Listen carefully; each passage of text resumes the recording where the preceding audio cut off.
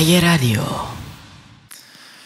Здравейте, драги зрители и слушатели! Аз съм Георги от екипа на ЕГЕ Радио и с радост мога да обявя, че за трета поредна година се завръщаме с The Big Break подкаст. Днес ще коментираме една тема, която за съжаление е доста често проявена в училищата, а именно това е тормоза в училище. Днес сме се събрали с госпожа Милена Костадинова, за да обсъдим Деня срещу тормоза в училище. Здравейте, госпожо Костадинова. Здравейте, радвам се да се чуем, да се видим. Благодаря за поканата. Ти ме представи вече. Казвам се госпожа Милена Костадинова, преподавател по английски язик в езикова гимназия, професор доктор Асен Латаров от доста дълги години. Всъщност Деня на тормоза представлява в тормоза в училище и още е по-познат като Деня на розовата фланелка. Той е инициатива, посветена на борбата срещу тормоза в училищата, сред ученици и учители. Той има за цел да повиши осведомеността за проблема, да насърчи състраданието и по-малкото разпространение върху тормоза върху децата и учителите. Какво представлява тормоза за вас в училищата?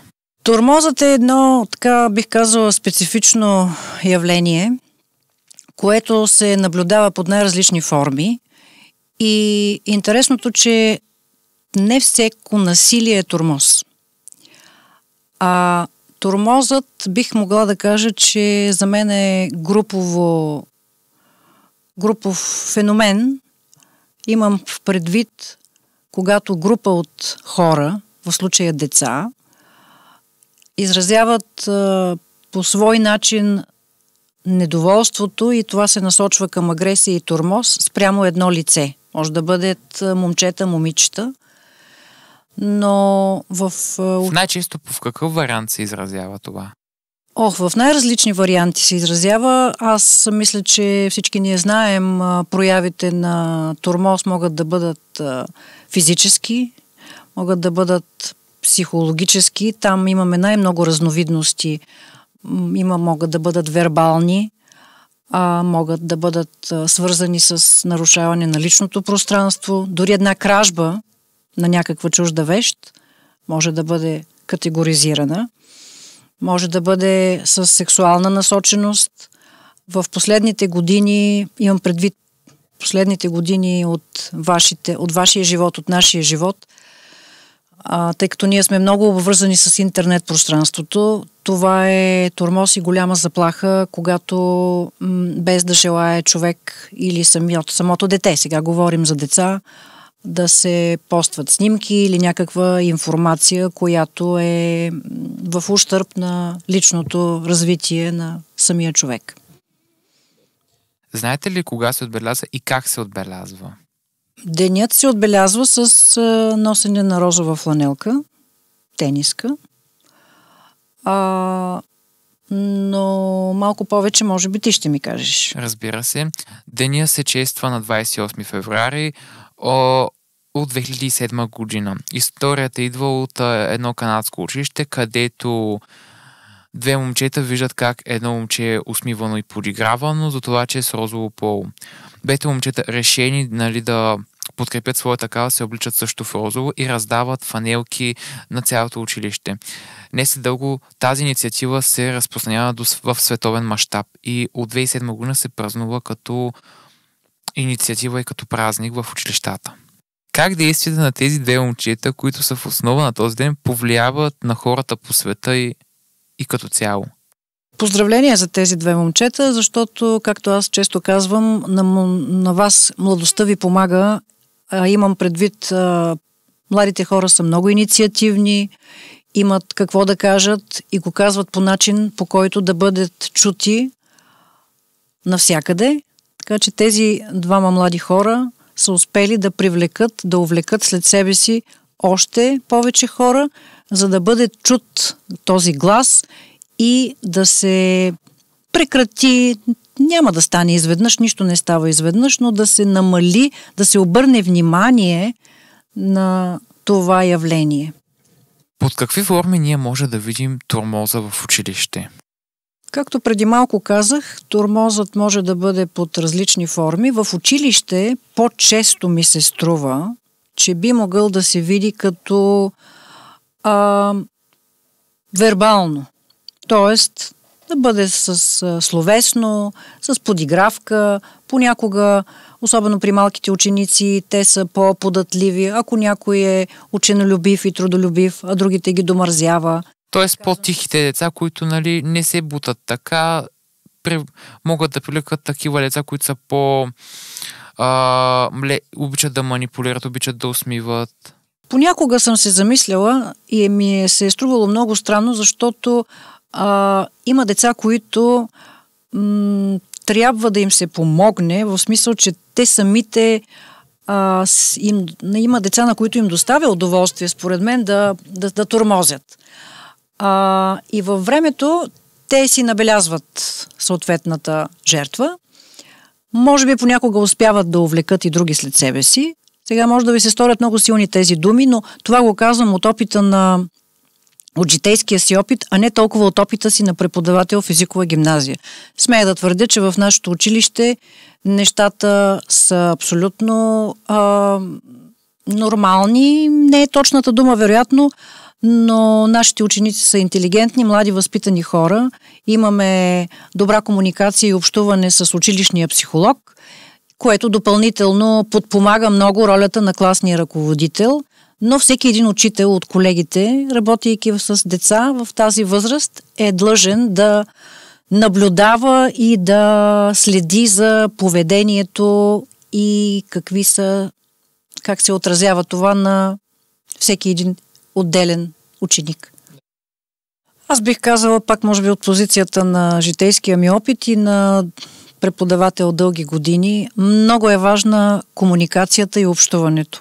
Да. Това, за което ти казваш, не се случва изведнъж. Тоест, аз имам предвид, че общуване и комуникация от най-ранна детска възраст в семейството и след това вече в училище, съответните учители, училищен психолог, чрез организиране на различни мероприятия, анкети, кампании, повечето от които са анонимни, за да могат учениците или по-малките деца да споделят, нещата могат да се тушират, да използвам тази дума, но общуването и говоренето, думите, запомнете, млади хора, думичките са много важно нещо.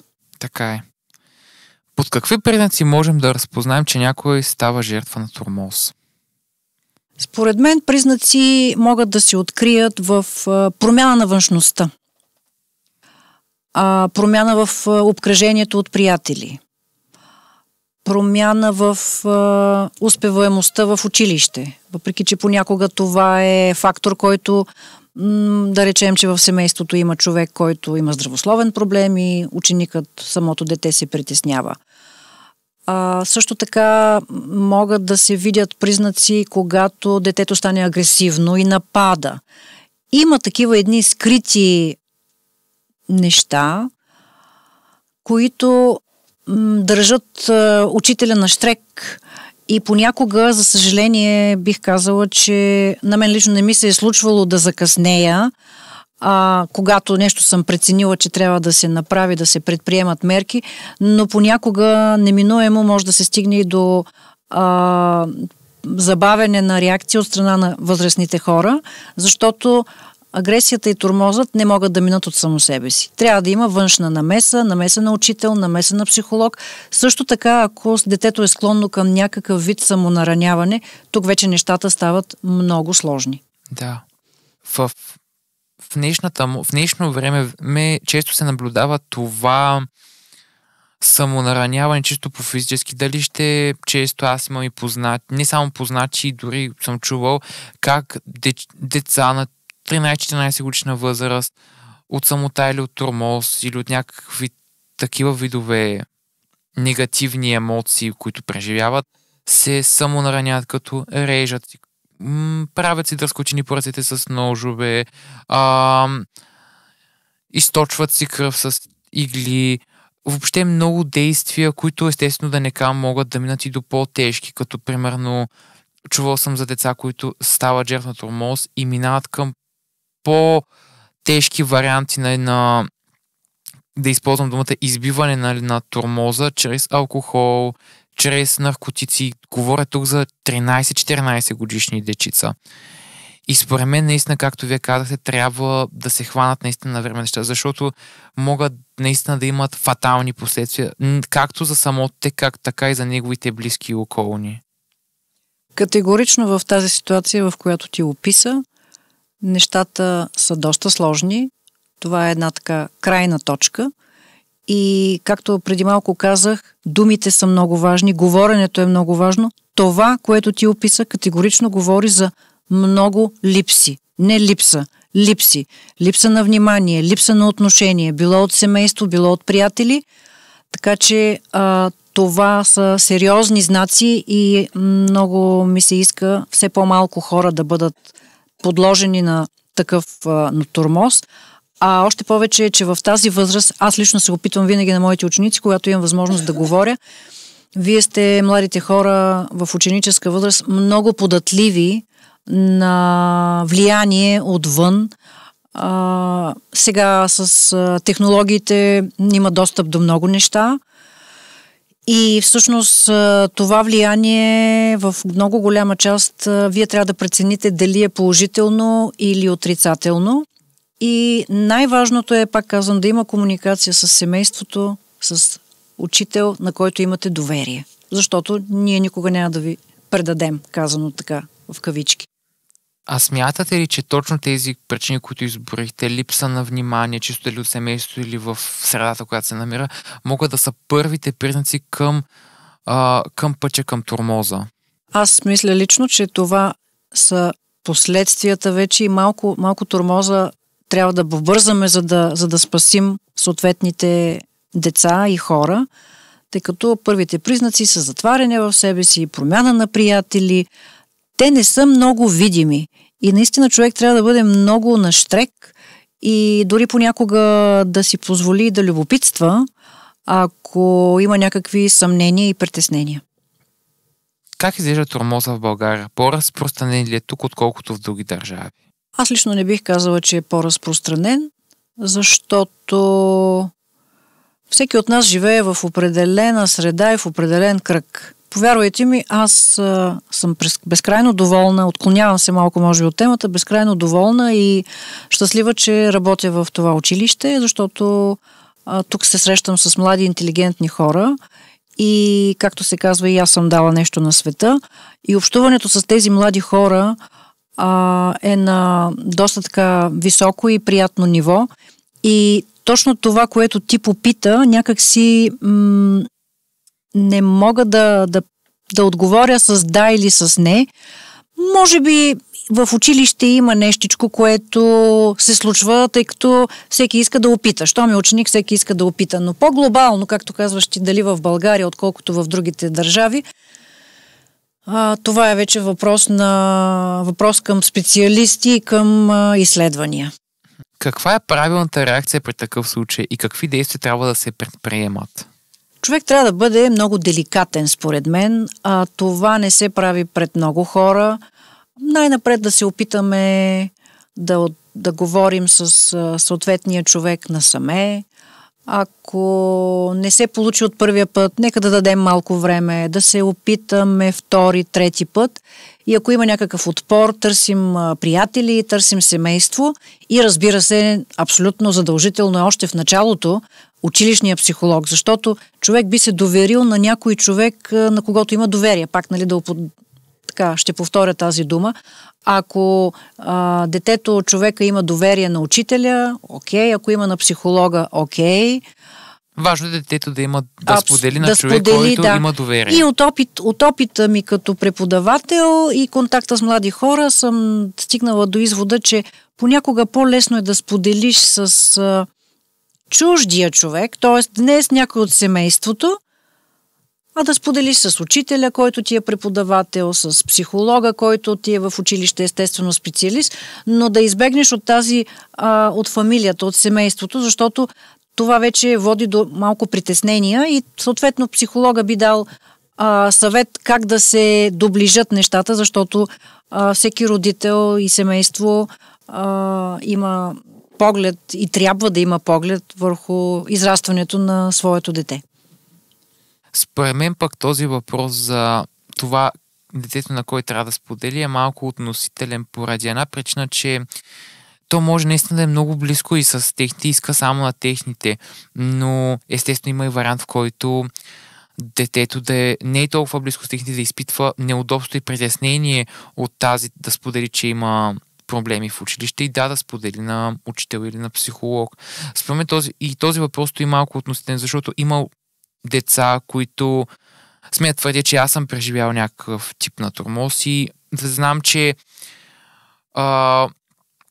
е по-трудно, нали, да обясниш чисто от моя гледна точка, е по-трудно да обясниш на учител и на психолог, защото се срамувах да обясня, нали, какво съм преживял, как се чувствам, защото един човек изпитва неудобство, че попада в такава ситуация, поради причина, че иска да се справи сам с нея, обаче не вижда и как. Никой не е застрахован. Запомнете, никой не е застрахован, така че най-добре пак се връщам за пореден път на думите си, общуване, комуникация и внимателно с думичките, и в този ред на мисли ти ме подсещаш да кажа, че ако случайно възрастният човек, в случая учител, психолог, не забелязва, а ти забелязваш, вие забелязвате някаква промяна в Иван, Владимир, Мария, Милена, казвам съвсем произволни имена, намерете начин да подшушнете, в добрия смисъл го казвам, за да се реагира на време, защото да не стане късно, и все пак за това са приятелите. Приятелите, ще си позволя така да го кажа пред слушателите, приятелите са за добро и за зло. И ако някой приятел ви направи забележка или ви каже, че нещо не е както трябва, не му се сърдете. Това ви е истинския приятел. Кибертормоза става все по-разпространен. Да, така е. Попадали сте на такъв случай, било лично или сред ученици в училище? Точно в нашето училище и в личната си практика не съм попадала, но ми прави впечатление, че все по-често, когато слушаме новини в новинарските емисии по различните телевизии, това се повтаря всеки ден като информация и, както се казва на жаргон, залива ни тази информация. Според мен точно този начин има няколко причини. Първо, да ни информират, но по-скоро и да ни предпазят, защото когато за нещо много се говори, накрая на младия човек му писва и казва: добре, хайде, разбрах, няма да го правя. Но това има и обратната страна. Ще каже: пък аз защо да не пробвам? Всички сме свидетели, така че на тези неща, които в 21 век се оказаха голям бич. Особено за младите хора. Наистина, бъдете внимателни. Приятелски така съвет. Тук ще кажа една тема в училище, нали, че тук не говорим за някакви тежки злоупотреби на кибертормоз, тук говорим, въпреки че в училище има по-тежки случаи, качване на снимки без твоето позволение, взимане на твои лични данни, разпространение на тях, било пароли, имейли, имена. Чувал съм случаи за снимане на лични карти и, нали, използване за свои си цели. И според мен този контрол трябва да имат също и един фактор, и това са родителите, че трябва по някакъв начин да се обясни на това дете, не само родители, но и учители, целият му кръг от приятели, от по-възрастни, които могат да дадат адекватно мнение, е, че това трябва да се... То не може да се спре изцяло, то трябва да се минимализира, защото, за съжаление, това процента на нарастване на кибертормоза расте. Какви мерки според вас трябва да се предприемат чисто от личен опит? Мерките трябва да бъдат незабавни. Разговор, както преди малко казах, разговор с самия човек, който смятаме, че е обект на тормоз. Аз лично бих разговаряла и съм разговаряла в много редки случаи, те са били съвсем минорни ситуации, с групата, която, да речеме, група на насилниците, и да не се губи много време да се разговаря с психолог и с семейството. Но психологът е много важен, тъй като има механизми, които ние, учителите, няма как да ги приложим, защото това е една наука, която постоянно се развива. Аз се развивам в моята си наука, преподаване на английски език и този предмет, този език, защото всичко е много динамично, особено в 21 век. И като за финален въпрос, какъв съвет бихте дали на някой, който е жертва на тормоз? Тези думи ми звучат много силно, жертва на тормоз, но да, човек, когато почувства някаква слабост или неувереност в себе си, нека да бъде първо откровен със себе си, дали и как това се е провокирало. Това е много важно. Той ще започне от самия себе си първо. Ами с ръка на сърцето, това е моят израз, моите ученици знаят, че често употребявам този израз. Нека да помисли защо се случва това и разбира се, това е една начална стъпка.